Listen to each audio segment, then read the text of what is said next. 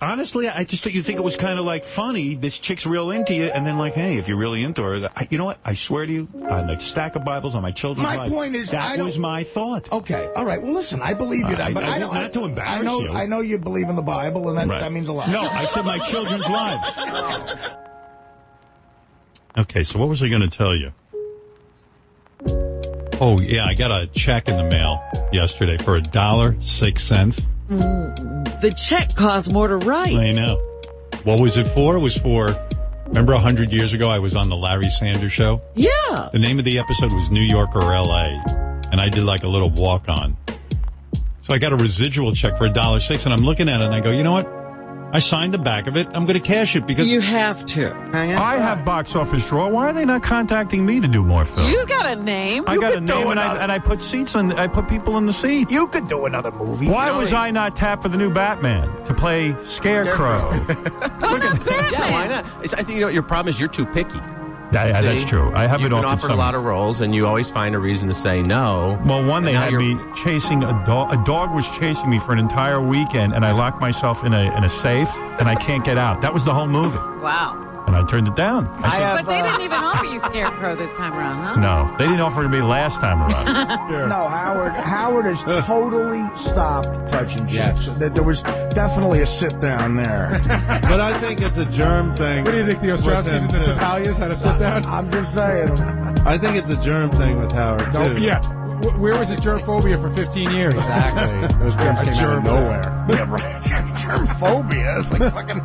I think he fingered Kendra Jade. He touched Houston's tits on a regular basis. He had no germophobia. It's a plague, and it affected you in a way that when you met John, you probably felt like in a way you were each kind of between the musical connection, and both losing your mothers. John was almost like your mother, and you were his mother. In a way, you've kind of filled a hole for each other.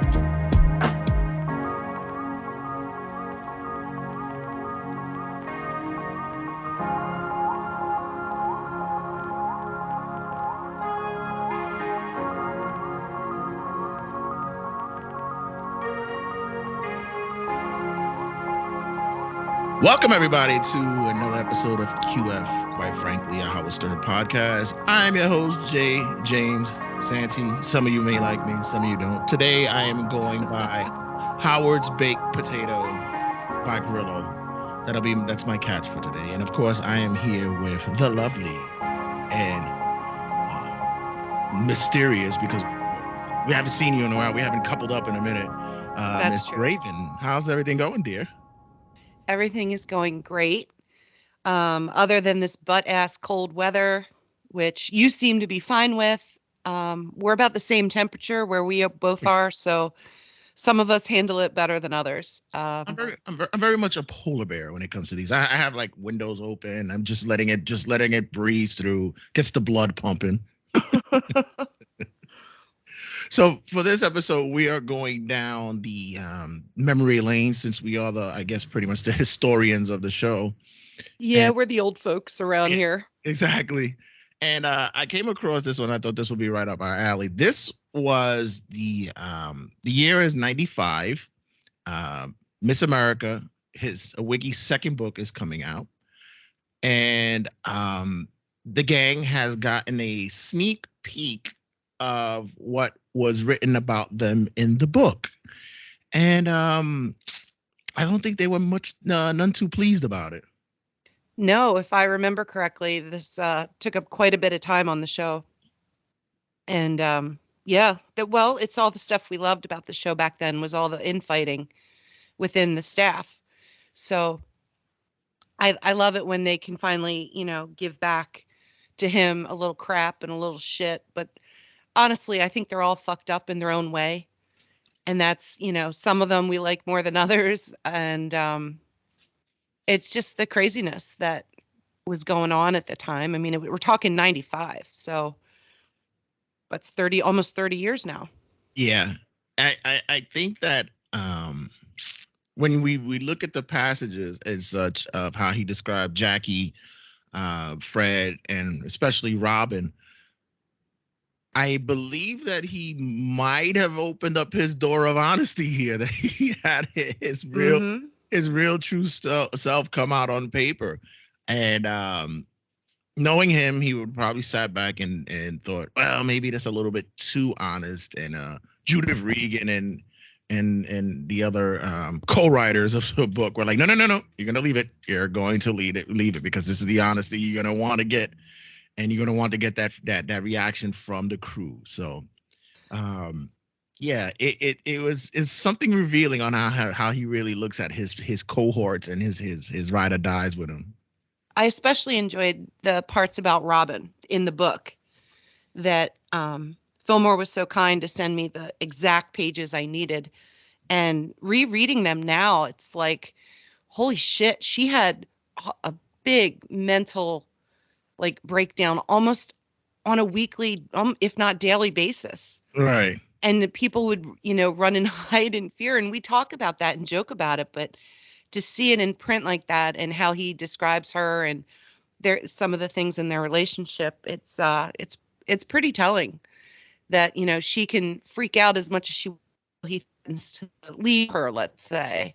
Right. And then all of a sudden she becomes logical and rational and is like, no, we need to do this and this. And I know she just loves being in the middle of drama. I know she's a Leo with a lot of Leo in her chart. People don't want to hear the astrology stuff. That's fine. But let's just say we know that she loves attention, good, bad, or ugly.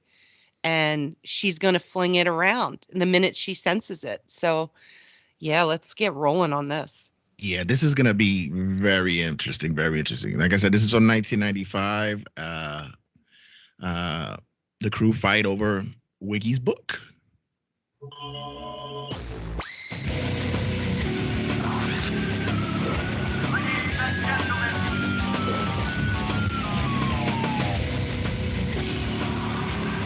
Good morning, everybody. How are you today?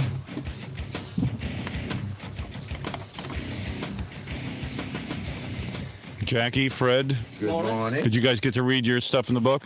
Got to read a little bit of it, yeah. What did you think? Jury's still out. Jury's still out? Definitely jury's still out. I'm still into the OCD chapter right now. I see. No, it's great. I'm just my jury's out on how pissed off to be or how much to laugh. Yeah, I want to read Jackie's and I want to compare it with Robin's. Yeah, I want to read Fred's and compare it. Yeah, right. I feel like Part of me thinks, excuse me, that they're waiting for Robin to explode first. And then they're going to sit back and ride her coattails on this. Nobody wants to really be the first one to fire at him. And they're simmering right now. Right. It's like they got this smug look. And even Jackie said, I don't know whether to laugh or be angry. Well, Fred, obviously he's going to be angry. I don't think Fred got it. Well, yeah, Fred got it kind of bad, but let's keep going. Yeah, you could tell that this was stewing. They're just waiting for Mount Olympus to blow up, Mount Ophelia to blow up. Being the day after the assassination. You were definitely good cop, bad cop. He's a nice guy. Well, He's a nice with you, guy. I told all your bad stories, and then I told how great you were. I thought you were very nice to Jackie. Well, you know what? Oof! Did you see the face? Oh. Yes, I did. Ooh, Jackie sitting there giving the compliment sandwich kind of statement, and then here she comes. Woo!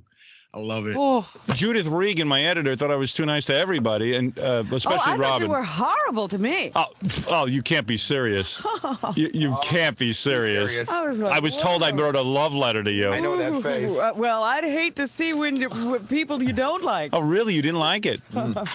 Oh, so you did read my book. People told me I only they thought read you were that too part. easy. I read about me, Jackie, and Fred. I see. And you thought I was nice to Jackie? I felt sorry for me and Fred. Oh, really? And you thought Fred was Thank bad? you. Fred, you thought you were bad? I thought I was. I'm humiliated. Oh, really? Fred and I will go cry. Because I had a gay relationship with you? No, right. That's obviously. That was the one lovely thing you said. That's the one nice part about it. At least there was all love. a lie. I didn't write you were super talented and my friend? I didn't read It was that. sort of long. So for the record, Howard wrote in the book that he was peeing at a urinal and he was pee shy. And Fred was next to him glaring at his button penis. And then suddenly Fred reached over and with like the precision of a doctor jerked him off and he was better than any woman he ever had. And then he's like, haha, I tricked you. You know, you thought you were going to get some gay stuff from Fred and I, but we're the most manly men. Like, but even back then, he was dancing around this topic. Mm-hmm. And he had to throw it in there. He's always making references, even current day, to him and Fred doing gay stuff. So it's just an observation there. It's often fascinating when I go down memory lane, when I go down this way, and the amount of gay stuff that come up through the years, and it's an automatic go-to for him, and it's mainly him because they lead him down that road.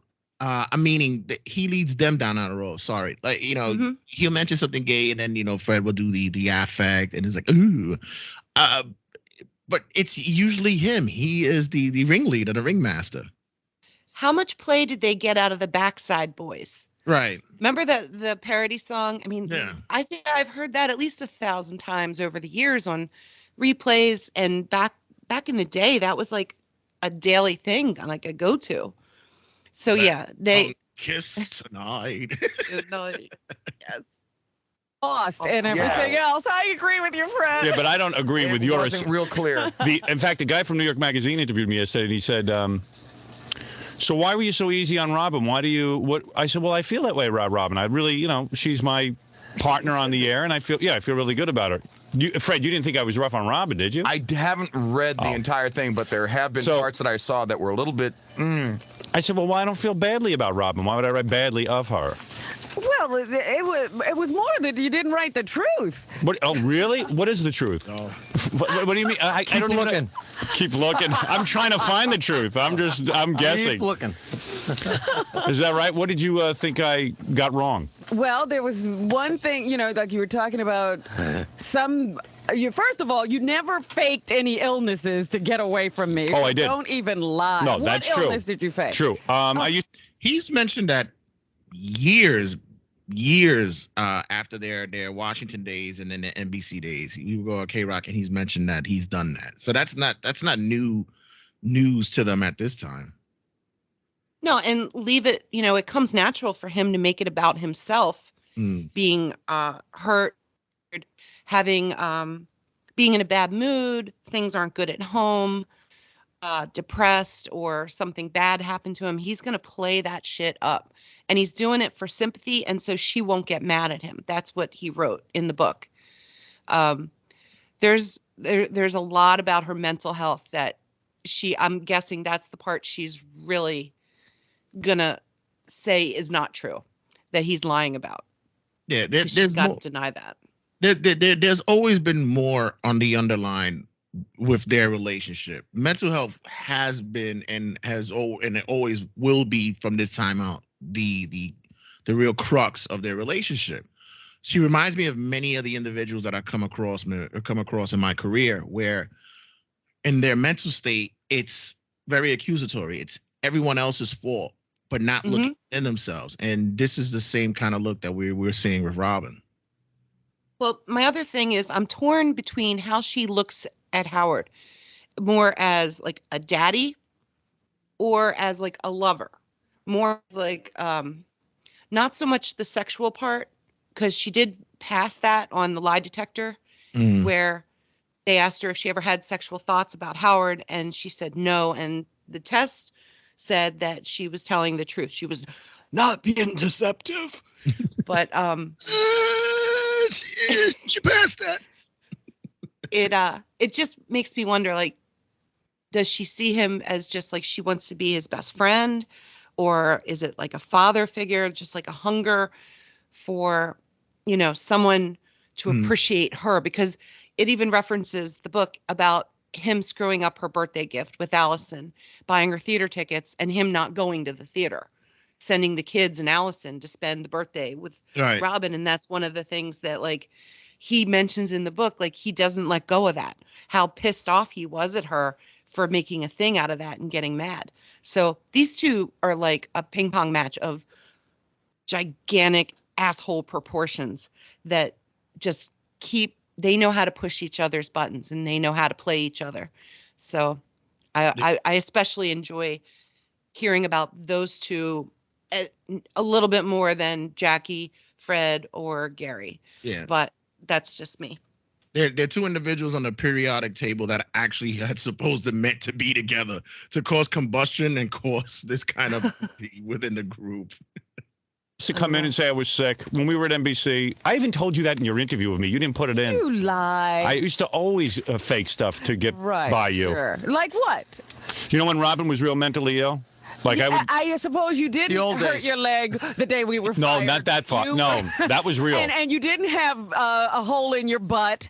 No, I had all that. You didn't have constant throat problems. It was all my fault. No, whenever you would get like really weird, I would just go up to you and I would say, I figured out a way to handle you. No, I don't think this is a bad thing to say.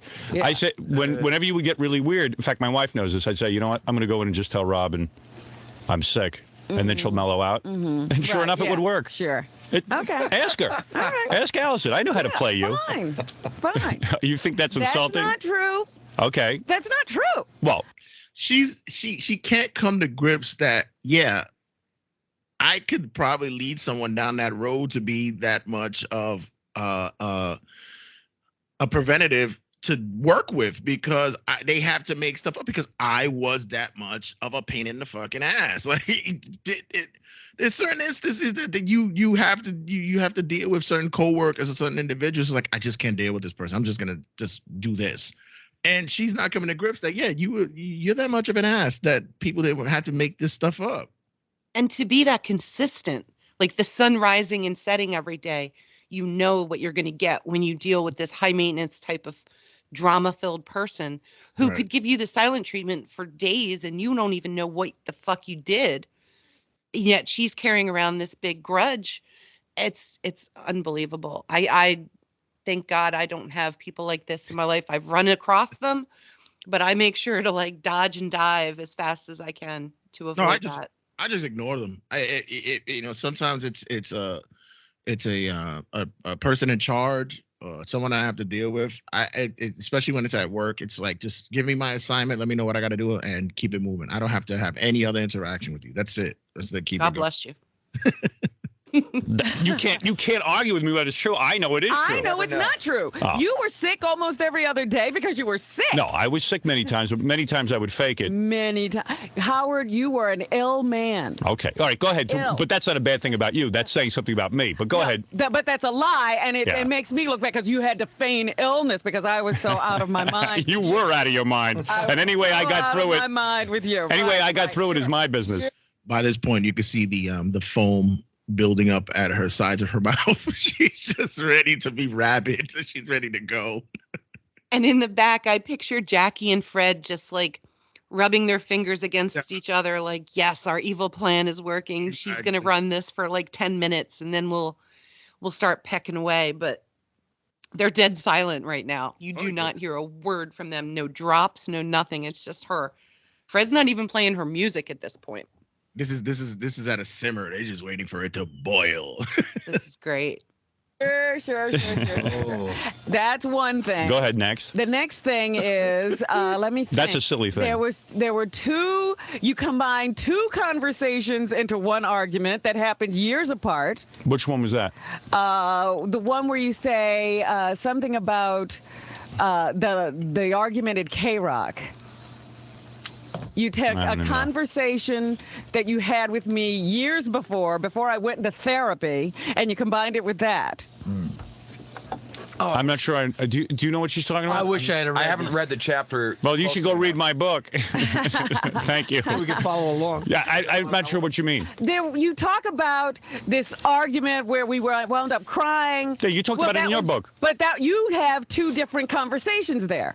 You're saying things that you said to me years ago before I went, and then you say that Jackie is the reason I don't argue with you anymore. Yeah, that's my theory. Which is totally ridiculous because Jackie didn't work with us. That's one of my theories. No, not the reason you don't argue with me. I think he cheers you up a lot. She is surgical right now. She is going through sex. If she's doing open heart surgery, she is finding every little nick and cranny to break this down. She went and did her homework for this one. How many times do you think she threw the book against a wall or flung it across the room? the expletives that should have been flying being heard through her $1 million estate and such. What could have been going on in that place? Oh boy. I don't say that I think he's one of the factors that helps you lighten up. Oh, right, yeah. Yeah, I do. Okay, fine. That's a bad thing to say, that I think that you and Jackie are good for each other? Jackie doesn't do anything for me. You're wrong. I see it. I know. You said that in the book. She won't say, but I See, I know you. I know me. You don't. I told you disagree. And finally, you base all your premises on that talk about the birthday gift. Yes. That was a made-up conversation. What do you mean? Because I decided to create that to see if something could happen. So what do you want from me? And so it is based on no truth at all. Okay. Well, it's for you guys at QF who have not yet here to listen to that episode, Fillmore and I went through that one, and no, there's no such thing as that. I just made that up to see her emotions. She was legitimately pissed. Right. She's still, even to, I believe, into this day, I'm talking about as of the date of this recording, she still didn't understand the whole premise of why or how gifts are to be given, and she's still steaming from that. She says that she wanted to see what would happen. Really, it didn't sound like that, and maybe, just maybe, she was fishing for like a more personal gift from him. You know, right. He said he was going to give her jewelry or something, and she's like, no. We don't even have to observe birthdays anymore. We're done with that. Like, she's ready to throw it all out the window. But the fact that she's saying this now, that she made that up, no, I'm not buying that for 1 second. Never. And I think this is why later on down the line, when it became the gift giving thing, he became more extravagant because he didn't want to deal with this madness. He buys her a car later on down the way. Probably a plug, but even still, it was just a larger than life presentation of his quote unquote love for her. Over the top, exactly. Yeah. So it couldn't be anything as minuscule as Broadway tickets or a belt buckle. Oh, they definitely had some birthday gift wars for a while, exactly. I think. Yeah, he has some doozies. Happened to me. I had a conversation with you. Yes, but I was checking to see if I could really have a conversation with you about something for real, and I decided to use that to see how far we could go with our relationship, and there wasn't anywhere we could go with it, so I had to bail out of that, and it became a big fiasco. It became a big mess, but it was not a real conversation. Ooh. And maybe I'm cut from a different kind of cloth, or I just wasn't around that, but who does that? Who sets like traps, tests, or like tests? Yeah, of one's friendship by laying down a lure to see if somebody's gonna bite or it's gonna work. Who even does that? I that's the truth, and we spread it around probably every episode here. But it's a true test of narcissism, right? Absolutely, and. Here, she's hitting a brick wall because she's got just as big or bigger of a narcissist in that, okay, he didn't score as high as her, but he knew how to manipulate the answers after going to therapy and what he should be putting down as a human, but versus what he really feels. And she just went full bore like narcissist and was like, well, of course it's me. I'm the greatest. And this is what I think, and everybody should think just like me. God, I hate her. For this. When we talk about that, especially when with the test, I often question if he was that smart to look at the responses or the answers and say, yeah, I can't answer that because I'm really going to come off looking bad. So I'm just going to say the opposite of it. I'm wondering if he was that, if the 79 would have actually been that intellectual at that moment to recognize it. I think because of the wealth he was coming into, he was desperate to look like the everyman, like the common guy who could, hold down a job, bring home a paycheck, and be that guy, be the family man. And it just, obviously we knew he couldn't do that. It didn't last much longer after this. He's for sure, he manipulates things, and we've seen him lie. We've seen him stutter his way through things. But on a test, you don't have any tells. You just circle A, B, C, or D. Right. So if he had enough time to really think about it, or maybe someone got in his ear, maybe Ralph, maybe Buckwald said something to him like, look, on this test, you can't be you. Because it's not going to be likable. It's not good for your Q rating or your audience. It's gonna hurt you. So that's a possibility. And it went so far off that he was like one of the lowest, and it was like, how? Like, how did that hurt? No, that's ridiculous. That's like acing a science exam and you barely know what H2O is. It's like, how did that happen? Well, that's a 79. He doesn't realize like how to come in the middle. He goes way overboard, too far to the right, and then he's like getting the lowest score. Yeah. Not the lowest, but one of the lowest. Yeah, I'm calling out someone. Someone took that test for him. Oh.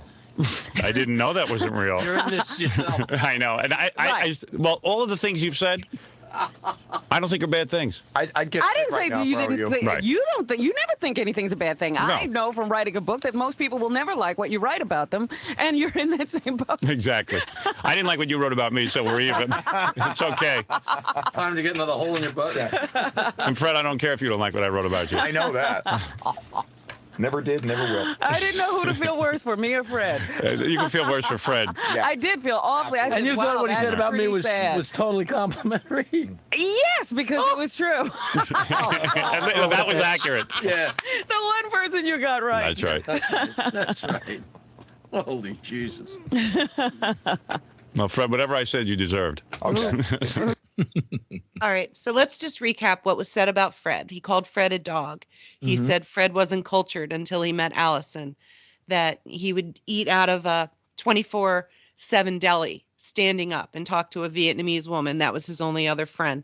That the only reason he kept Fred around and liked Fred was because Fred picked up records for him when he was working back in the day, and he had so much to do. He just threw the records on the floor and he got yelled at. Fred would stay late and do voices for him. Fred basically helped him through that job as the morning man. And so Fred took a beating on how uncouth he is, what a hillbilly he is. The gay insinuation. I mean, that was supposed to be a joke, but it was unnecessary. And Jackie, he basically said Jackie's very talented, but he's a cheapskate. And he mentions the gifts that he gave him for his daughter, the blue lamp that was meant for a boy, but it was for a girl. And he said that he has, he wouldn't be where he was in the business if it wasn't for him. The old I gave you this life story that Wiki loves to talk about. So now for them to compare who got it worse, I still say Fred got it worse than Jackie, but the look on Fred's face after Robin did her whole monologue of why she mentioned the whole birthday gift and she was testing him. Fred had this puzzled look on his face, which just goes to show that he knows she's monkers, and he's learned probably to just don't attack that. Don't wake the bear. Right. Because he's probably done it in the past or seen other people do it. And he's a quick learner that way of knowing to stay out of it. So just a few things. Yeah, and he knows that when it came to bringing that up and her saying that she made it up, it didn't make her case any better than what she's trying to argue. It's like, yeah, you're really sounding mental by saying that. As for the Jackie and the Fred thing, like I said, I think he hit the nail on the head on both of them. I mean, it's pretty much straight to the point. There's nothing that he's never spoke about, and he's gotten into it a little bit more in the book, especially the Fred thing. I think with the Fred situation is Wiki can't show or understand what loyalty really is. He'll say that Fred is loyal later on in the conversation because he compares him to the dog, but he doesn't get the fact that as dim-witted as Fred can be and naive to the situation, Fred still stood by him. but he still can't really because years later he even has this discussion of saying that I've known Fred for 30 some odd years, 40 years, but he's still not a friend. Like he's still not a friend to him. No, he's still like, he considers him a Martian in this book. Right. That he's just weird and odd. He carries around a shovel. He couldn't open a checking account. All these things that, you know, he was going to class and he never slept, or whatever it is that he finds weird about Fred. It still comes off as a put down that he's some kind of freaky weirdo. He doesn't know how to truly be like a regular person in society, and he has to be taught and helped. But because he did that one thing, putting those damn fucking records away, he's forever in debt to him and will carry his ass around. I mean, he did compliment Fred on how great he is with drops and sounds and writing, but that Fred won't share his gifts or talents. He won't explain how he does what he does. And that bothers him too, because Fred knows he's smart, at least in that way, that if he gives up those secrets, he could be replaced. Right. So of course you're not going to tell people your tricks and tips to the trade. That's dumb. I don't do that at work either, because there's certain things that give me job security, and some of those tricks are not written down. They're just knowledge in my head, and maybe someday when I retire, I'll give them to some lucky soul. But hell, I mean, I need, you know, it makes me more valuable. It makes me look good. Same thing with Fred. Yeah. Because Sal did try to do sounds one day, and he did a pretty damn good job. But they've never had anybody else, I don't think, do sound drops for Fred in all these years, in like 40 years. Yeah, and for him to do it with carts during that time, it's like, oh, it's amazing how he was able to do that. They didn't go digital till years later. And it reminds me of, I believe it was the last show on terrestrial, where they're leaving out of the studio one by one, and it's supposed to be chronologically on how Howard came to light and a celebrity and such. But rather than Fred being the last one in studio with him, because he's the one that came up with him, it was Robin. Robin was the last one in studio. So I would have looked at if I was Fred, I would have looked at that as a slight. That would have been interesting. Yeah, I would put at least the three of them in there. It was a three, and then it was what would have been would Robin would walk out, and the last two would have been Wiggy and Fred, and then Fred walks out, and Howard would be the last, because that's their history. But no, it was Robin who was the last two in studio with him. And he also champions Howard champions Robin in the book. And that could be something that Fred could get upset about. Now, he says he acts like he didn't read all of it. He only read his part. And that might be because he doesn't want to address the fact that even though he's been there longer, he's been more loyal, he's been a better worker, right, more talented possibly than her, that she gets higher praise for being like a natural co-host with him, someone that he can talk to and that reads him, and they don't have to talk about stuff beforehand. They just jump into it, and she defends him, you know, like a pit bull. And that their relationship is, he compares it to Martin and who's the old comedy duo? Martin and Lewis. Martin and Lewis, thank you. So that's a big compliment for her that she doesn't, I don't think she even acknowledges. Yeah, even though Martin and Lewis hated each other. Well, that's fitting. Okay. You say so. I actually wrote. I'll give you a hug later on. Many people told me they thought that yours was very nice. Howard, whatever I did to you in the entire time I've known you, to get you this angry at me and to wrong. Well, the two of us. I apologize. I have to read Fred's now. I don't know what the hell I did to you. He would take a bullet for you. So if you, and that's what I wrote. If you gave him crap, I said Fred and I are a relationship like I'm his dog, he's my dog. How much more can you say? I said. No, you're his man. He's your dog. No. Yeah. I said like yeah. Well, you are my dog. What's wrong with that? You're loyal to me. That's what I said. It should be called Pure Evil. Yeah. How to piss off your friends is what the book should be called. You know, after I read what you wrote about me, I didn't read theirs because I was so sure you had written such nice stuff about the two of them that it would make me crazier. Now I got a headache. What made us crazy was he wrote nice stuff about you. Now you're my best friend. now I have a headache trying to decide which one of those I got to run out and read when we're on break. Jesus Christ. You got a portion. You know, everybody who I wrote about complained that I was too nice to everybody else and that I wasn't nice to them. Gary said I was most vicious to him. Oh, he that was pretty bad. Yeah. I'll tell you. Well, Gary got it because of his name and him being a buffoon as a producer.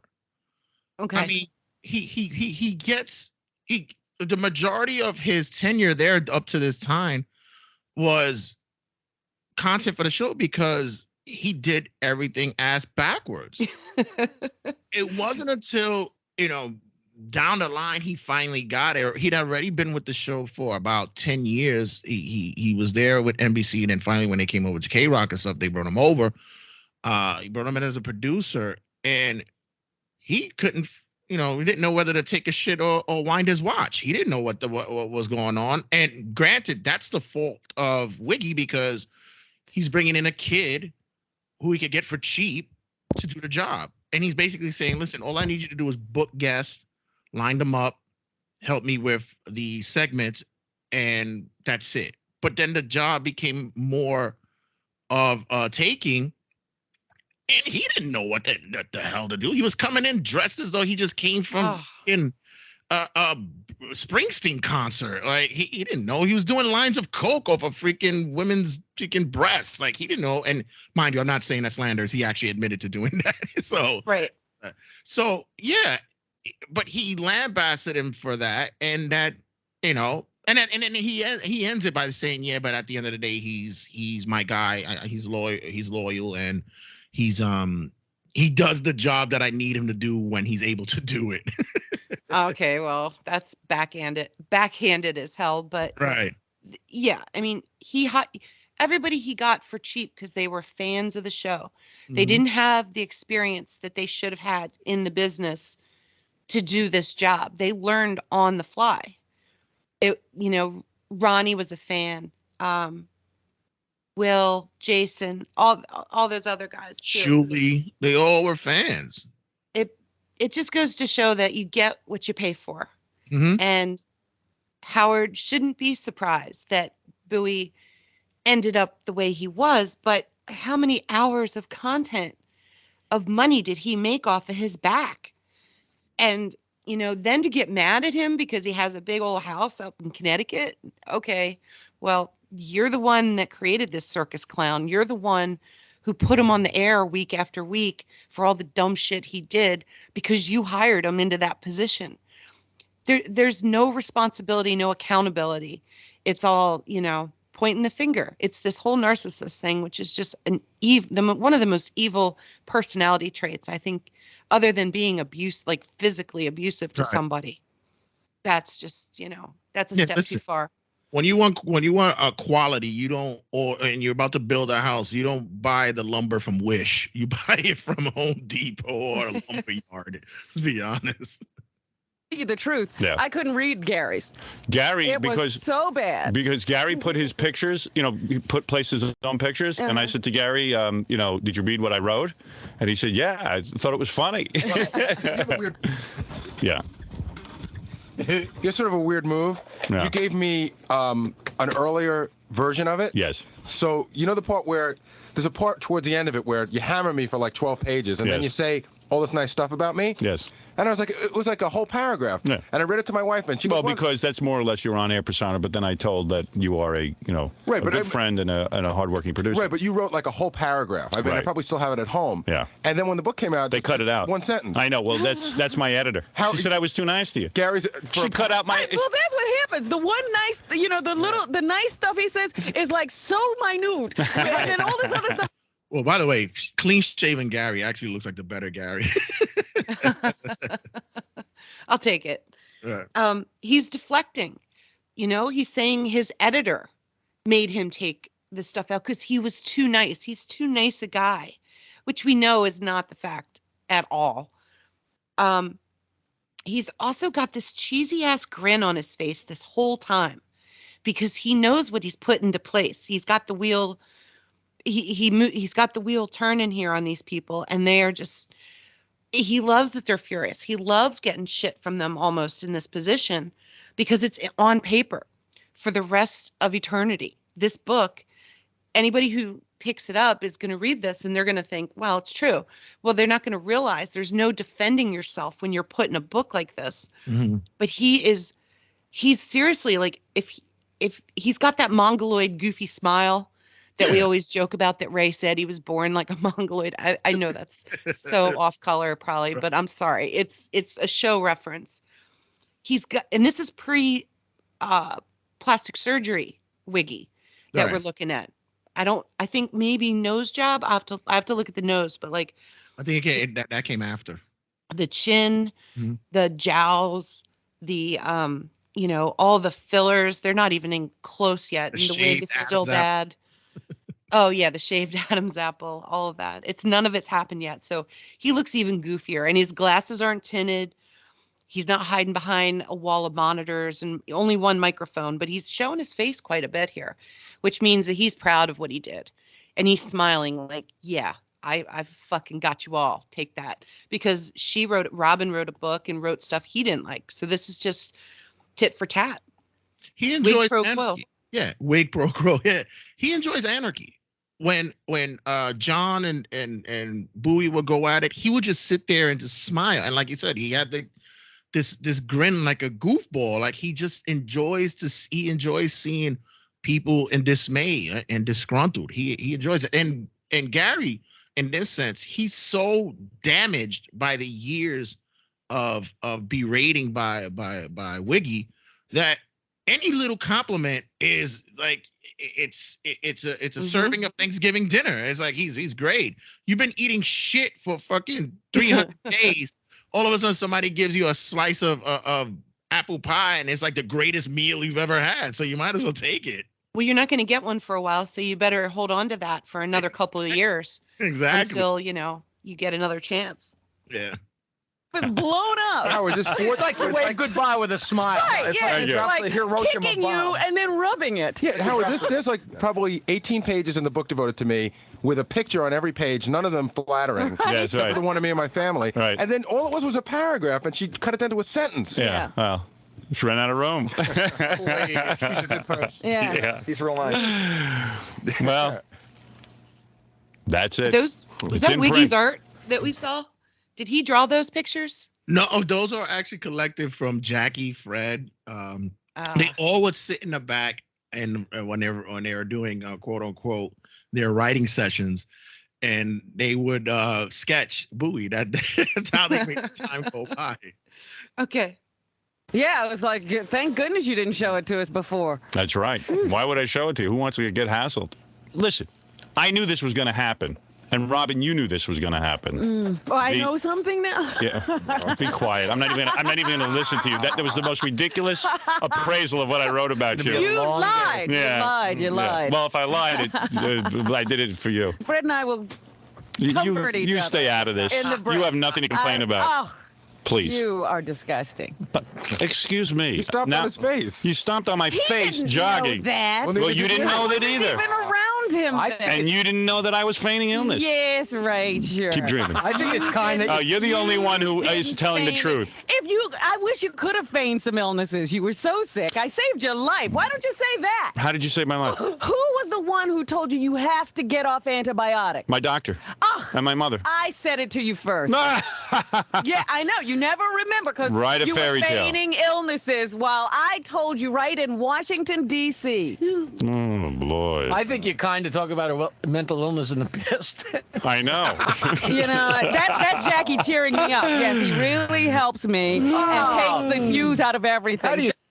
To that statement, it became more of, yes, Jackie became more fodder for her because she hated the business negotiations that Jackie will go through, running the interference between the conversations they would have on air, the ew, and all those subtle sound effects, and pointing out her lunacy. That's where I believe Wiggy had the proper diagnoses and correlation for them, because she brought more to the table when she was going head to head with Jackie and his nonsense. That I get. As for who got it the worst? Although, being compared to a World War II dictator and such. Oh, right. And being labeled a four-legged canine for the other one. I don't know. Those two were neck and neck. They were neck and neck. Sit with the stick in there. Relax. I see the two of you in. No, Robert's entitled to her opinion. No, I'm just surprised that I didn't think that it was going to create this much dissension among this whole group. I knew it would. I know everyone on the show. That's what he loves to do. Everyone's mad at you now. I love this. Who cares? I got to sell books. Never mind mad. Got my own pressures. Woof, woof, Fred. Should I roll over now? Really? Excuse me, I'm licking my ass. I'm his dog, you're my dog. That's not what you wrote. Don't change it now. Either that or it was bad editing. Come on, help me out with Fred. What is it? I'd just like to thank you for the kind word. Yeah, I was real kind to you. Thank you. Ralph. You were. Of course. Yeah. So I said you're stupid. So I said that you're good at just hanging out in a room for hours looking at a wall. I'm a little dopey sometimes. That's all. Would it be unfair to tell Jackie that actually, his section went through some rewrites and it's much kinder? Oh, absolutely. Much kinder than I rewrote lots of different things. Jackie, I like to craft everything perfectly. I'm the master author. I don't know how you turned Jackie into a genius, but you did. Yeah, give him some credit. You know how abused he feels. Turned me into a genius. Yeah. He did say you were a genius a lot. Mm-hmm. Yeah, I tried, man. He sprinkled it in. Tried to make you feel good. Oh, he didn't even see that. You see, you bent over backwards trying to kiss his butt, and he can't even see it. I said to Gary when I wrote this thing, I said, "Oh, Jackie will just see the negative." You could say Jackie as a genius. I even said Fred was a genius. Same page, you said, "I'm downtrodden and I'm so sad." And in the next paragraph, it's like, "Well, Jackie doesn't have a worry in the world. He doesn't care about anything."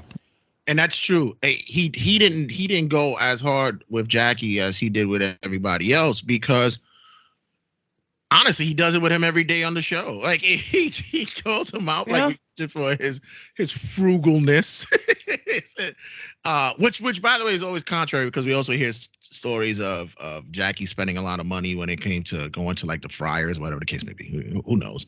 But holding back during his barbecues and only giving shrimp and stuff like that. But he basically said on his commentary of Jackie was that Jackie brought a new element of the show that we were looking for the longest time. And he also was very complimentary on the way he writes and how he helps to bring the show together because Wiki wasn't as quick-witted as, he thought he was. Also, it takes a big man to let someone else take credit for your jokes. Sure, you're the head writer, but you don't get that laughter, that praise, from the audience about what you wrote. You're just the guy behind the curtain. You've got your hand up the puppet. The puppet's getting all the praise, and here's you writing all this stuff down. So, yeah, he did give him that in the book. And I think saying how talented he was probably pissed off Robin, because he didn't talk about her talent. He talked about their connection. Two different things. And Fred, it was like, well, Fred's here just because he's a loyal dog. And I have to, throw him a bone and give him a treat every now and then. Mm. It's very strange. Also, Ralph in his outfit. I can't even go there. Please. That is just, you can't even take the hood off to put the headphones on. He's still fucking high as hell from the night before. Wiggy's got the ping pong eyes. Keep an eye out for those. When he goes, and he starts to think of what he wants to say, those eyes, they go darting. The crazy eyes come out. Believe me, I know it very well. But all things to watch for. He, this is why it was always mind blowing that he would use Ralph as a stylist because he looked, and mind you, this is the 90s. I understand. I grew up in this era. But he still looks homeless. He looks like he was just on Madison Avenue shaking a cup for change. It's dreadful. He's fighting homeless guys over a dumpster behind MTV for all the trash they've thrown out from the partiers that got sick the night before, and he's pulling that shit out. Oh, it's awful. Street team. Right. I feel. You know what? I have many different feelings about you. I happen to like you a lot, but you don't reciprocate. All I know is that any pitiful compliment you eked out from me or Fred got lost in the sea of complaints. Talk about yourself. You don't have to be Fred's defender. I felt this for him. I said, Jesus. I mean, as bad as it is for me, good Lord, look what he did to Fred. As bad as it is for me. You're in love with Fred, isn't she? Yeah. Good Lord, look what he did to Fred. I love Robin, and I'm sure her chapter is just Thanks, Robin. Thank you. But that's weird. Did you laugh at all those pictures of me? No, you didn't? I didn't. Feels bad for you the most. Do you? I'm telling you, by the time I got to you, I was beaten up so much by the text, I couldn't even read your part. Robin's eyes were puffy. She'll get over it. She's strong now. All right, everyone, we're going to take a break. Yeah, you should have just made stuff up like her. Yeah. You're not kidding. Oh, Zing. Thank you, Jackie. She didn't even bother to read Bowie. She probably skimmed it looking for her name, saw she wasn't there, no mention, moved on. Now, the Fred and Jackie, they're in the studio with her. They're more of people she competes with for airtime or to be judged by for, payment by Wiki or Buckwald or whoever's paying them. I guess at this point it's what, K-Rock, Xfinity, Infinity. Yeah. So I seriously believe she just skims through, looks for her parts, possibly the Jackie parts, because she wants to give Jackie shit. And then by reading Fred's parts, she can team up with Fred and go after Jackie. Right.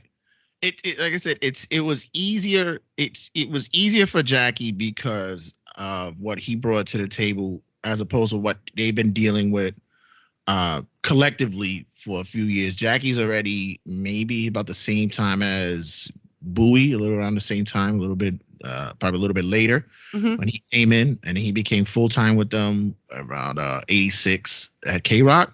So he doesn't have as much of a time period where Robin and Fred have just been in the trenches with him dealing with his bullshit for the longest. Right, since DC or Connecticut. Yeah. Sure. I could have challenged about everything in that book. Fine. I don't care. No, the point is, you're too sensitive. you could challenge it with your lies. Yes. People know who tells the truth. Oh, yeah, right. I would like to talk to those people. Nobody's building. Yeah. All right, Jackie, all of a sudden you're going to agree that Howard tells the truth about something?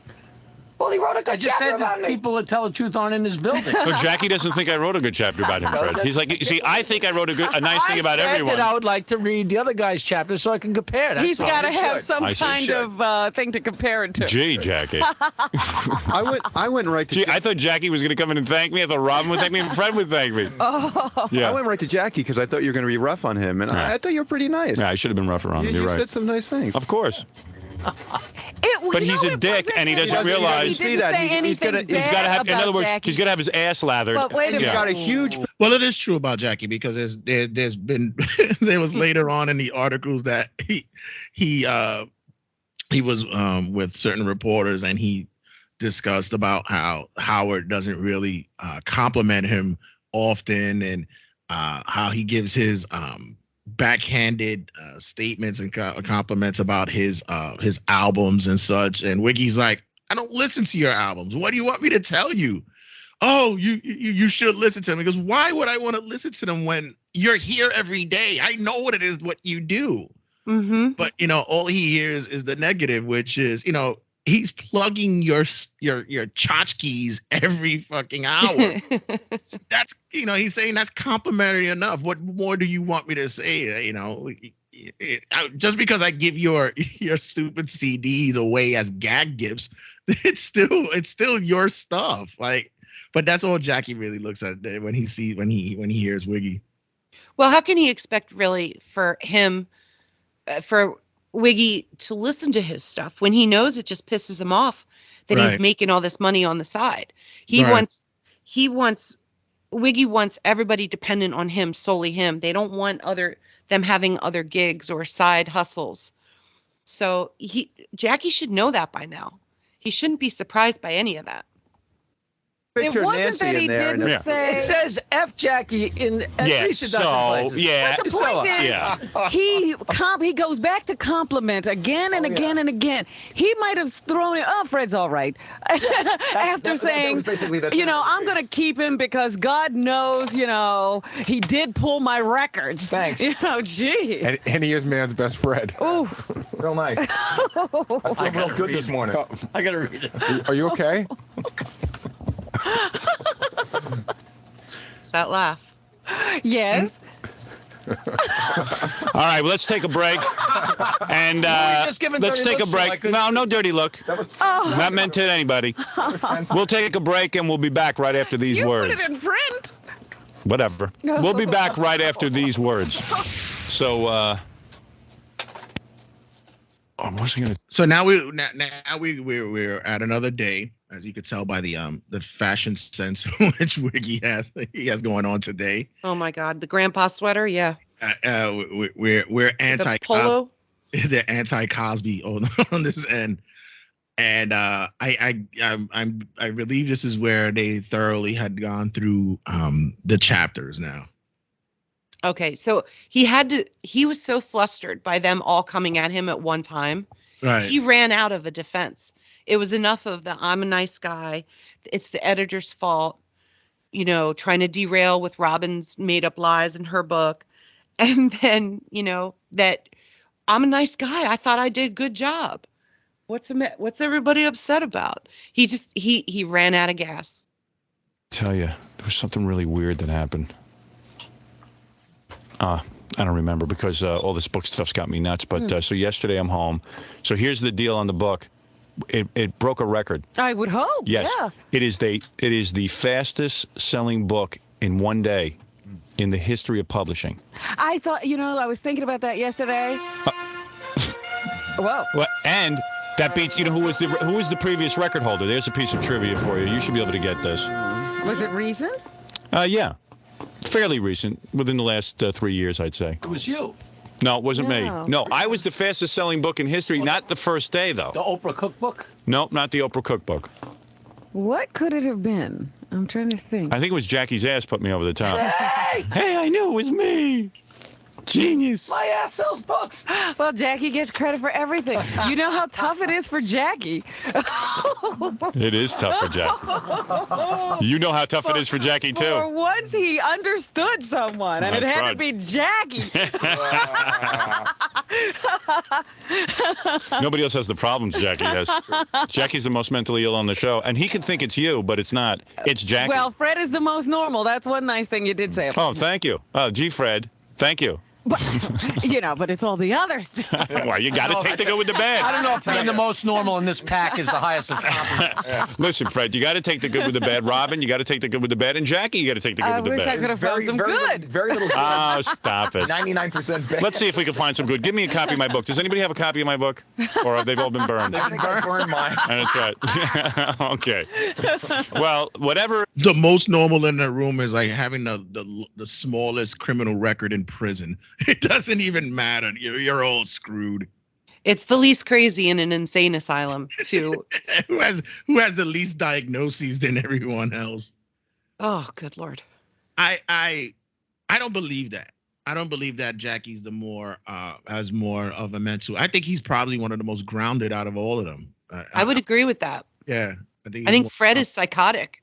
I really do. I can only imagine what he's doing to, vent privately, because he's not going to do it publicly. He has a motorcycle, but you can only ride so much. Like, he has a guitar. Okay. Jackie, I see Jackie in interviews since he's left the show. I've seen him on TikTok telling his jokes still. He still has the 962 wine line. I think that's the number. It's just, there's something more everyman about Jackie. Right. Fred's just a creep. And especially with all of the misogynistic things that come out of his mouth that he wrote. It's a little scary, honestly. We know how I feel about Fred after the Rainbow Room. And I still have a huge heart for Jackie. So Yeah, and besides Gary, because besides Gary being the family man and all that stuff like that, Jackie is more of the common guy. When he did drink, you could have a beer, and he'll be obnoxious with the way he is, but it's no different than what any other water cooler kind of person will be. He seems more situated with being able to connect with society than the rest of these loons. Fred might have if Fred didn't have this gig, he'd have probably been like in prison or something. I don't know. I don't know. I think he'd be like a grave digger or something, just working odd jobs. But my thing is, like, Bowie changed over the years. When he got to Sirius, he got this big ego. He became very hated, for his pompous attitude. And that's what comes when you get new money, you get a promotion, you get a bigger job. You get more popular, and some people handle it, some don't. He could not handle it. And hanging out with John Hine didn't help anything. My God, those two clowns. But Jackie still, to this day, any day, he's not a threat. He's not cringeworthy. He's just, like you said, obnoxious is probably his biggest fault. Yeah, Bowie became later on became the elitist out of them all.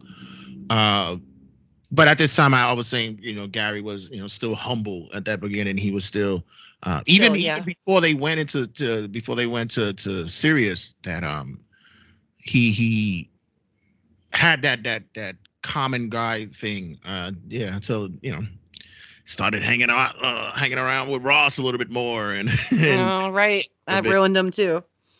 The squad. I said in the book. You meant. I'm sure. I meant. I did mean it. Here's a copy of my book. Let's see if we can find anything good on First Robin. And then we'll work our way down. I'm your best friend. I hate to hear how you talk about it. So now you're remembering some good things. No, but the things you say about me, I'm just a pain. You had to feign illness. You were a pain. I told you you're a pain. Right. You're not a pain anymore, although today you are. I know. I said, you know what? I might as well go in there and just keep my mouth shut, because anything I say. I love Robin. There's absolutely no better partner, friend in the world. It's a mind meld. We don't need to look at each other or plan. It just happens. I can't, because I'll have to excuse me. Excuse me, honey. Oh, boy. Honey. You're getting under my skin, okay? See? That's exactly what he writes. And he's not kidding. He's not. That's legit. Because he's trying to not be robo-wiggy. He's actually trying to share that he might have some kind of emotion. Connection. Yeah, a connection with her, and she's not buying it. And no, she's not. He's not. Yeah, she's not buying it, and it's really pissing him off that he's trying to feign it. They try to show it.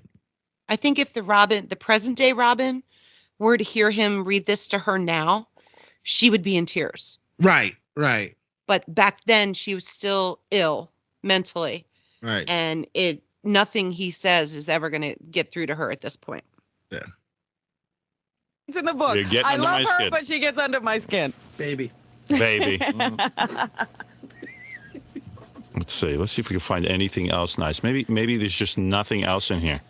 Oh, gee, let's see. Well, you're looking, aren't you? I'm really straining. Well, where is it? It's so nice, though. Of course it's nice. What's around it? He takes it out of context. Robin is. Let's see if we can find something else. Robin is one of my closest friends and one of the few people in the entire universe who understands me. Remarkably, there's never been anyone in my entire life more supportive of me or more loyal to the show. Yes, and I can't understand how I was so horrible since I was doing that. Be quiet. If anyone tries to attack me, Robin reacts like a rabid dog. Oh, not anymore. She hops on them and bites their effing ear off. Another dog reference? Good point. Here's the other thing, too. That's not complimentary to her. It's more complimentary to him. To say it's more along the lines of sense of, yeah, I'm doing that because, she better know her place. Because if not, she ain't got a job. There's that, and there's it's nobody's ever understood me. It's back to him. Right. It's this war of the narcissists that we have. Right. And he also says, is the most loyal on staff. Well, what about Marsh and Fred? Right. he's there because he's so loyal, but she's now more loyal. Like, I almost think he set this up so that they would both question who's the most loyal on the show. And obviously they're not going to say Jackie because of the contract negotiation issues they've had with him. Mm. And by the way, he had to went through 2 pages. He turned to yeah, he did before finding the complimentary piece. And I've been depressed. She magically lifted me out of it. Who's talking like a loved one now? Who's talking like a loved one now? God, maybe I'm the one who's in love with her. Maybe I do have emotions.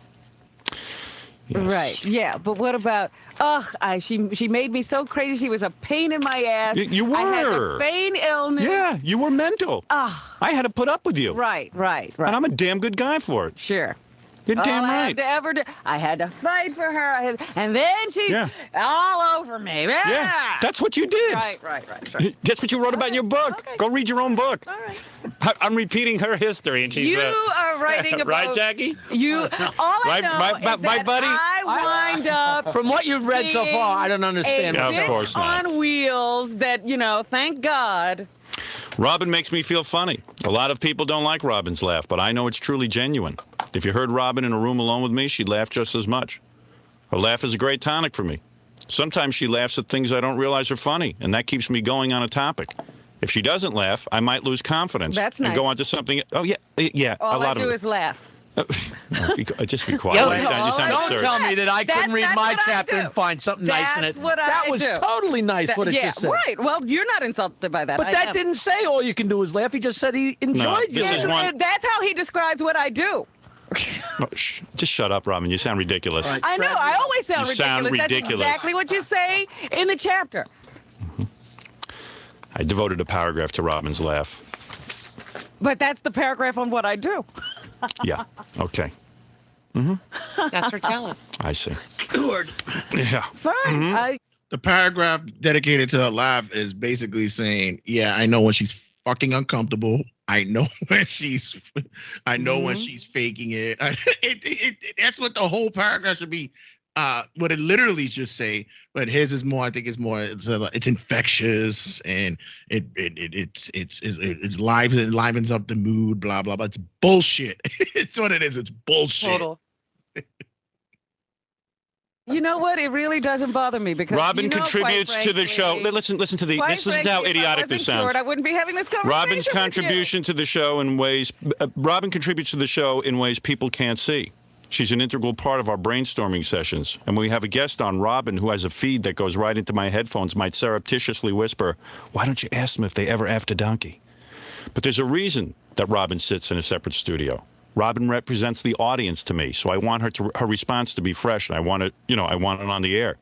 She's the only person who's allowed to talk freely on the show. Right. Okay. Thank you, Jackie for allowing or Fred. Me. Yeah. That's right. Massa Howard. That's right. That's not how the show. Ooh. Kind of goes along to what I said earlier. Kind of goes. Yeah. But also, I get that part of her being the audience, but the other thing that is contradictory is the fact when he says that she contributes to the show. She's never in writing sessions. That was brought up many, many times. She's never part of the creativity of the show. And Gary had an argument about that before about being it was Lotus Notes at the time or whatever it was, and that she's never involved in it. And Wiki has said, I don't want her involved because I want her to not be a part of it because I want her to be fresh. So her being part of the creative process is, how does that work? Well, I was shocked when I read that part about her being in the meetings because I don't believe it for 1 second. I'm surprised it got put in there and that no one's challenging it. Maybe she sat in on 1 or 2 bits they wrote, maybe for like the Channel 9 show. But overall, excuse me, I don't see her as a contributor. She's missed out on things or invites or the email chains. She wasn't in these meetings. There's things she's like, I didn't know about that. It's like, well, you weren't in the meeting, bitch. Right. So you're not going to know about it. And if he wants that kind of spontaneous reaction from her, then no, she can't be around. She has to, if he wants a real honest reaction to a bit, a phone call, whatever, a guest, that's great. I had no idea she had a direct mic into his ear. I've never heard that before. Yeah, never heard that either. So that makes me wonder who's got the mic in his ear nowadays for interviews. I think it probably depends on the guest. It could be Bowie, it could be Hein, it could be somebody that knows a lot about a particular guest or something and that can clue him in. But the fact that he's got somebody whispering in his ear during things and kind of cluing him into where stuff is. I mean, I figured, or had a monitor with messages coming from the back, but the fact that someone could be in his ear like that, even now, to this day, and it still doesn't matter. I mean, he's still just as clueless and confused and getting worse, more senile day by day. So he's gonna blame her for the stupid questions that he'll ask people. Like, I also took it as maybe that he, I guess, was mind melding with her. Like it's some kind of ESP that they're having this conversation with amongst each other about ask if they F a donkey or something like that. But the real telling thing was the mention of she's the only one allowed to speak. And he stood firm with that. Stood firm with that. Interesting dynamic. I wouldn't have taken that as a compliment. I wouldn't have used that as a way to win that argument. Well, he's looking he's looking at things that I'm gifting, like I'm the king and I'm gifting you with this ability to have direct access to me because I am so important. Well, here, you know, you can hear her, how she's calling him massa and the way she takes it, that she's allowed to have this access. So yeah, it's kind of her, like, after all these years of witnessing all the racism on the show, all of, you know, the Klansman bits, the Fred is Kurt Waldheim. It's just Kurt Waldheim Jr.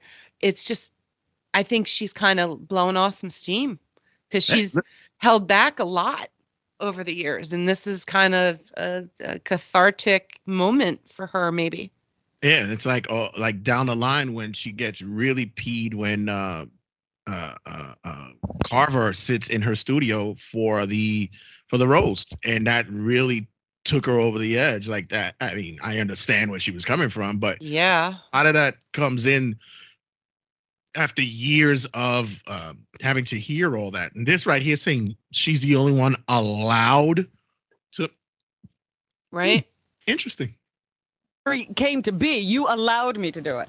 Of course. I wouldn't be working here. They wanted you to be a newswoman. The premise of what I do. All right? Okay. I didn't allow it. No, you didn't allow it. I see. It was created. It was what happened as we came together. But now you allow me to speak. Thank you very much. You're welcome. Thank you. You're welcome. I'm glad to be allowed to do something. See, but she walks off the show for the stupid Cleveland argument or discussion about her being late or whatever. But this is actually a really critical statement in which he's made. And she's basically saying, no, that's not how it occurred. This became a natural thing for us to have. But now you're telling me that you went to the back and said that she's allowed to do that, but yet she won't walk out for that because basically saying like, bitch, I'll let you get this job the way it is because I said you could do that. But she's not angry about that to walk out, but she'll walk out about some berating about being late for a book signing. I don't understand.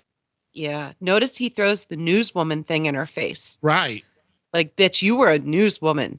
Now you're my co-host. Shut the fuck up. Yeah. I put you there. I allowed you to be there. I brought you here. She's like, oh, we co-created this. No, sorry. You don't have the final say. Exactly. It's not your name on the show. Although it's a harsh reality for her to hear. And, you know, maybe that's something she wasn't aware of or didn't come to terms with.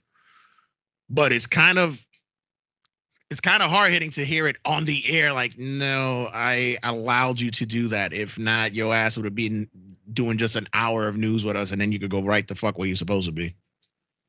Now she's also going to start looking off screen, looking, at her computer. She's not going to be looking at him in the eye because this is like a dagger in the heart to her. Mm-hmm. You're right. It's a horrible thing I wrote about you. No, you'll just have to get over it. You'll have to get over it. I know I'll have to get over it. You'll have to live with it. Because you're going to allow me to. Yes. No, I'm not allowing you. I'm commanding you to. Well, that's what you did yesterday. That's right. You commanded me to do my job the way you wanted me to do it. That's right. So now you're really taking over and cracking the whip. You're allowing me to do this. Let's move on to Fred since I was so mean to Robin. You're going to command me to get over it.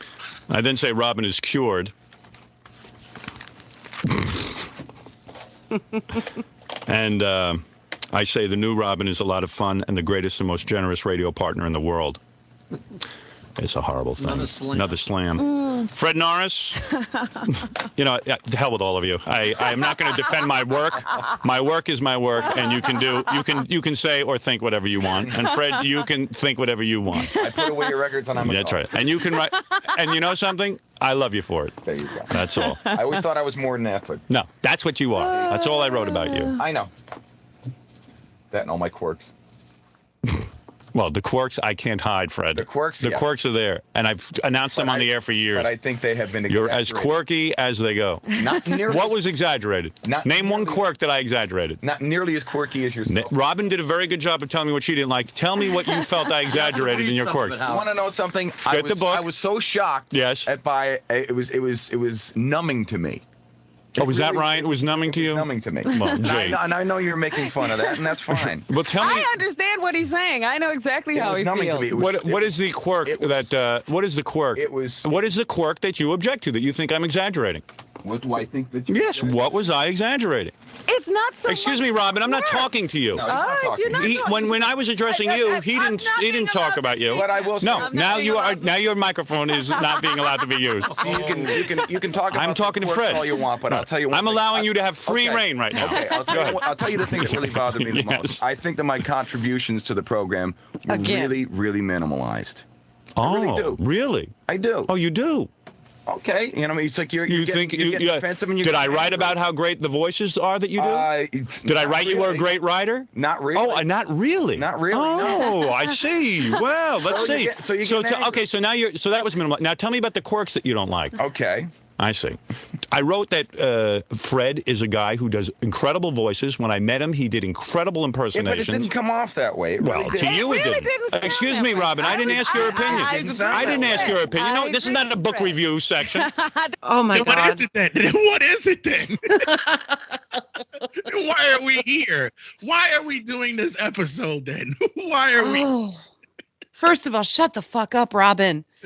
Fred never gets to talk, and he's finally talking, and you're going to just stomp all over it? Oh. Well, she knows that he's not really good at conversations like this.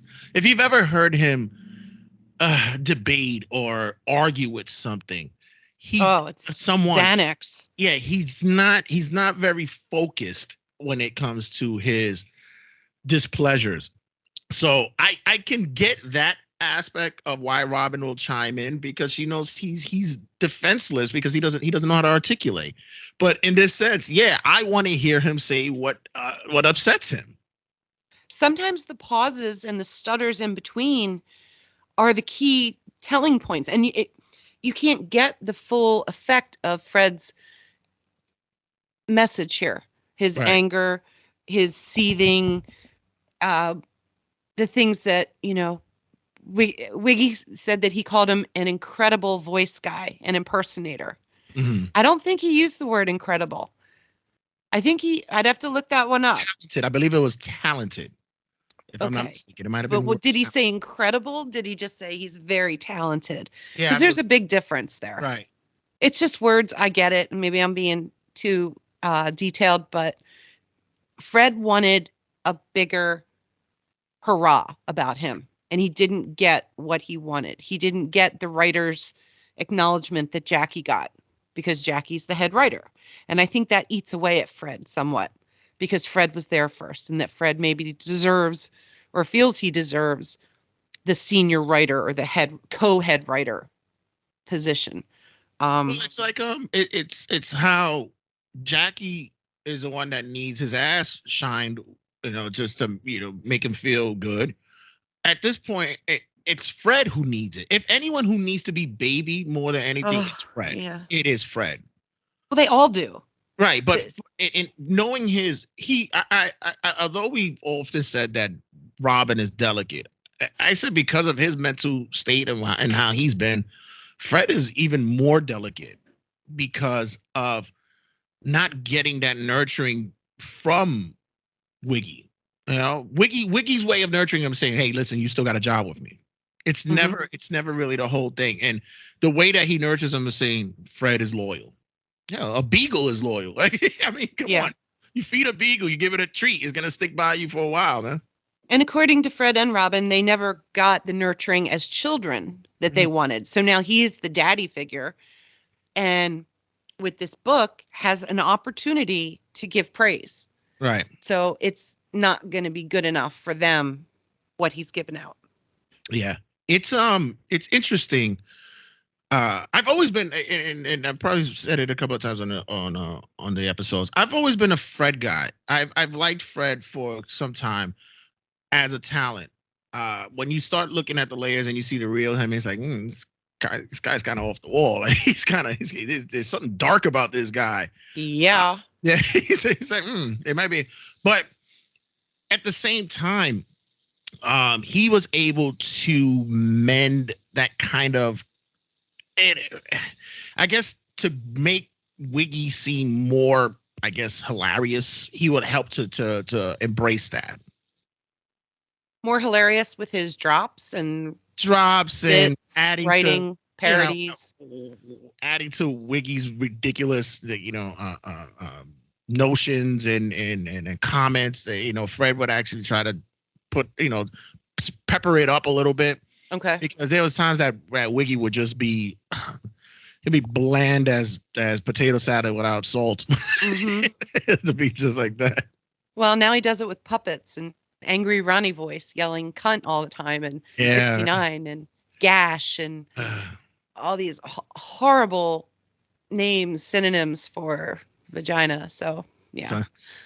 You can have Fred, by the way. I want no parts of him. So he's all yours, sweetie. Oh no, all yours. Believe me, once Billy became part of the show for the time period, that became the guy. Yeah. We'll take Billy any day. Yeah, for sure. That really became the guy. This is the book notes. Right. Section. This is. You know what it is? It's like you're asking, but this is not review. I asked for your review of you, and it's not a round table discussion. I also take offense. I'm never writing another book. I also take offense that you call me a homophobe, which I am not. Yeah, no, that's true, Fred. Yeah, I think it is. Yeah, it's true. By the way, at this point in time, Fred actually has the book out. He's paging through it. I was waiting to see the highlighter go off. I was waiting for him to have all that ready to go. I'm surprised it hasn't been highlighted already, but it's so dark in there, it's hard to tell. Right.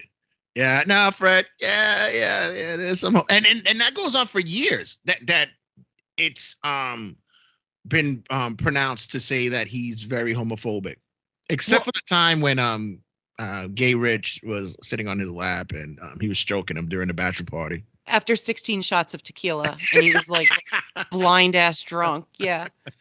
Well, Fred's not a homophobe for lesbians, just gay men, right? Right. Exactly. Okay, let's be clear on that. Where do I call you that? And your little the world's biggest homophobe is petting the gayest guy alive. That's right. I'm not a homophobe.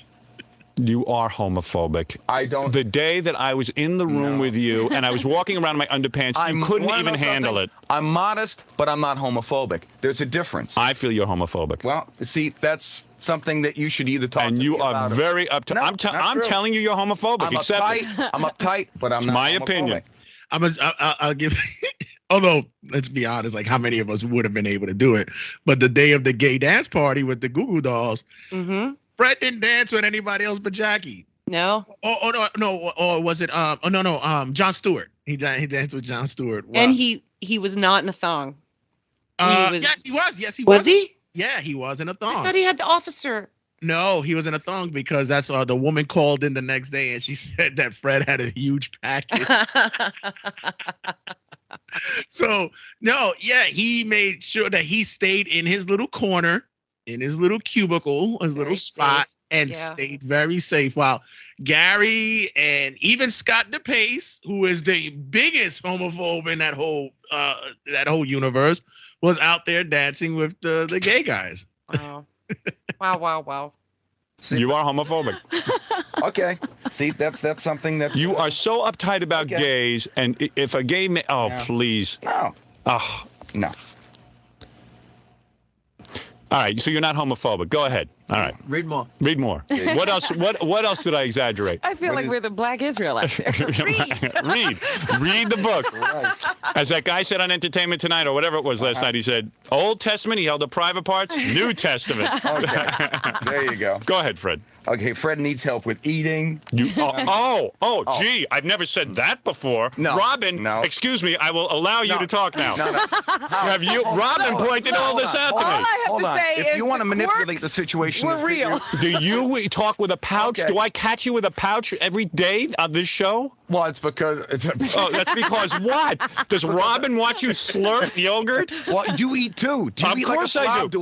Do I talk about it? Every core. Do I talk about the food in my hair when Gorilla orders me nobody potatoes? sits here and humiliates you over that, do they? I humiliate myself. I don't need anybody to do it. Yeah, it's much different. Oh, I see. It's much different when you self-deprecate. So I'm wrong. So you're saying that I exaggerate your eating opening a checking account in Washington. You D.C. didn't? I had a checking account. No, you didn't. Yes, and who helped you get that checking account? Who brought you to the bank? And who brought you to get your apartment? I got my own checking account. Please. Oh, please, Robin. Please. Robin, do we have a rube on our hands or what? The quirks were true. Thank you. That was true. Thank you. But I'll tell you, one thing. I will say what are we arguing about here? No, but it's great. I can't say, Fred, and that entire list, there's not one thing that didn't happen. I mean, come on. Okay. Robin is saying in her defense that I'm a liar when it comes to her, but I cannot possibly be lying when it comes to you. You couldn't have made that skip the quirks thing. I would, but I will say. All right, so you admit that you are wrong about the quirks? No, I won't. You will I say you exaggerated them. I will. I didn't. I thought I was. Okay. He didn't put them all. Whatever you want. Did you not stay in my apartment and eat hot dogs? Whatever you want to say about that is fine. Did you not eat standing up? Okay, go ahead. But I will say one thing. Go ahead. Yes, go ahead. I was really hurt by the fact that you just did not give me the kind of credit. Oh, we're back to that. Yeah. Okay, now let's go back and take a look at the credit, and let's see if we got any credit. You can read that all you want, man. Well, let's see. Hold on. Totality, Howard. It's so minimal. Robin, once again. Okay. Wow. The quirks, because the way he eats his yogurt and sips his coffee. He has a pouch of food in his cheek that he doesn't swallow right away, that is strange. That is weird. That's weird as fuck. That's some squirrel shit there. I don't get, but he didn't address the shovel that he drives around with. Right.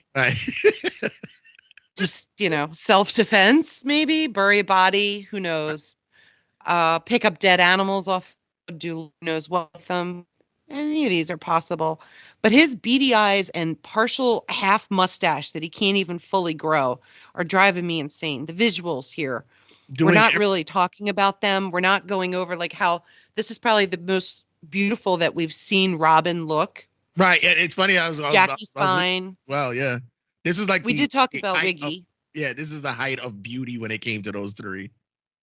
She looks beautiful here. I cannot say one bad thing about her look right here. I really like the way she presents herself, her dress, the jewelry, the hair, everything is fine. The makeup. Right. But Fred, man, just creeps me out. I can't even begin. And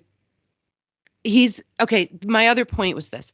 If Wiggy were to say something really, really nice about them in the book, they could turn around and use that during contract negotiations, especially. Right. Especially Jackie. Jackie would definitely do that. Yeah. Yeah. So he really had to walk a fine line because you can't overpraise people because then they get settled and then they don't strive for any more. They're not hungry. Right.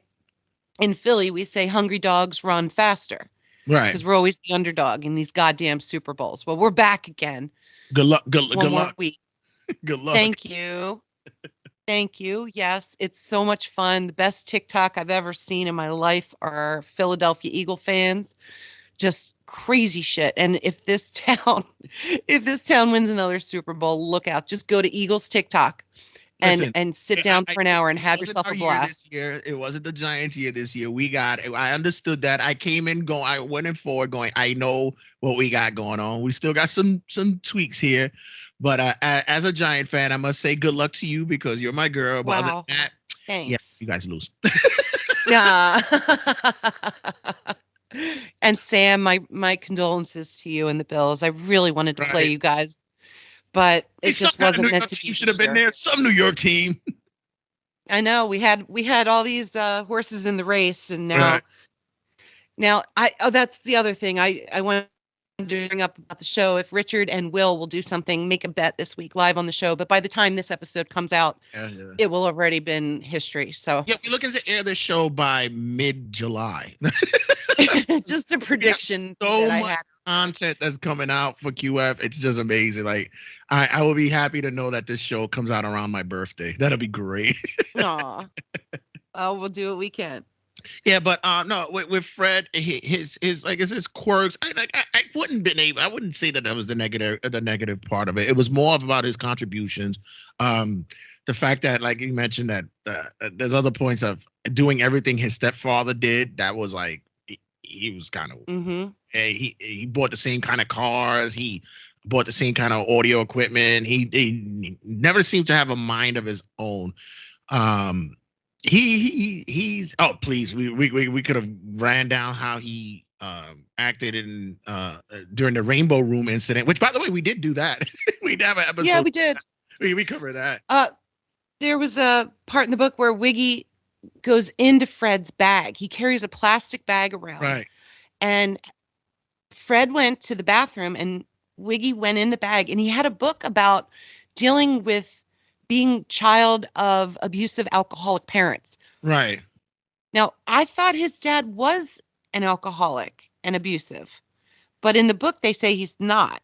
Now, maybe they're referring to the stepdad, but stepfather isn't, because that's how he got his name. It's his real father who was the abusive one. Okay. Well, in the book, they deny that he has that, which I think definitely plays a role into his quirkiness. Right. When you have a traumatic childhood and it sends you in a whole nother path than most people that don't have it. So yeah, that would explain a lot if that was the case. He obviously doesn't have strong familial connections. He talked about his brother dying and not talking to him even up until the death. Right. And having regrets about that. So yeah, Fred's kind of really dark and weird, creepy, just, but for him to go at Wiggy, sure, I'll take it. That's always a blessing. They've actually said that out of all of them, the three who had it worse were Robin, because they coincide with the whole thing with her father. I don't believe that shit. I think she had something else that was going on, and it wasn't abuse. I think it was something that it was more chemical, if anything. I think there's something more going on with her there.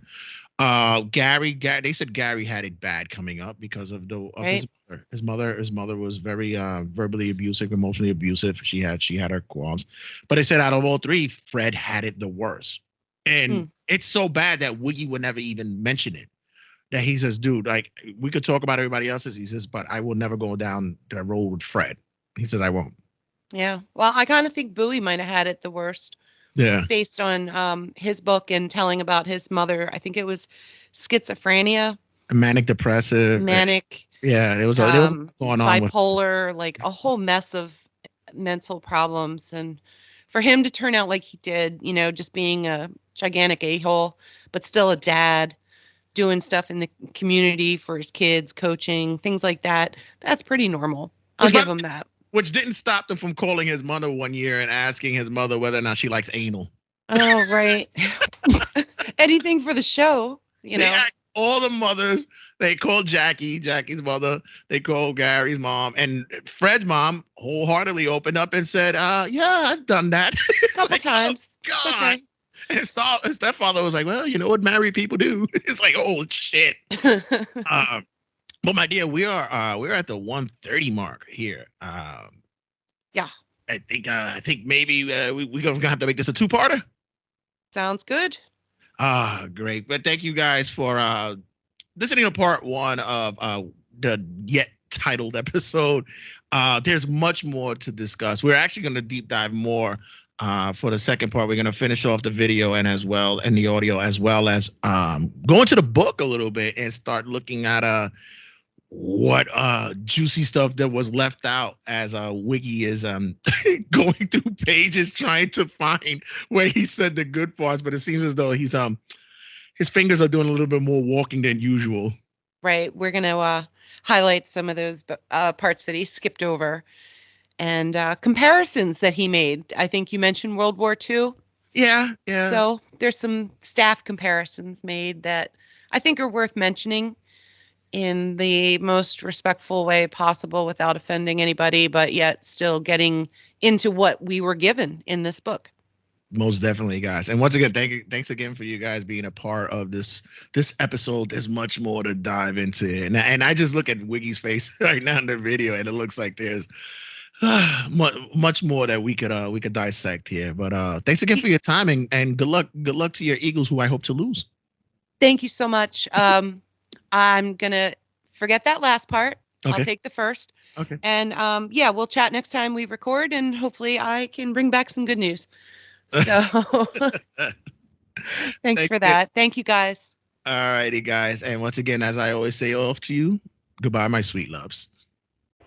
Oh, just real quick, I was also calling because I just wanted to say my tour starts on the 17th of June. Thanks, Eric. All right, buddy. Eric, what? I couldn't hear you. What did you say? I said the tour that I'm Take care, man. Don't ever call back.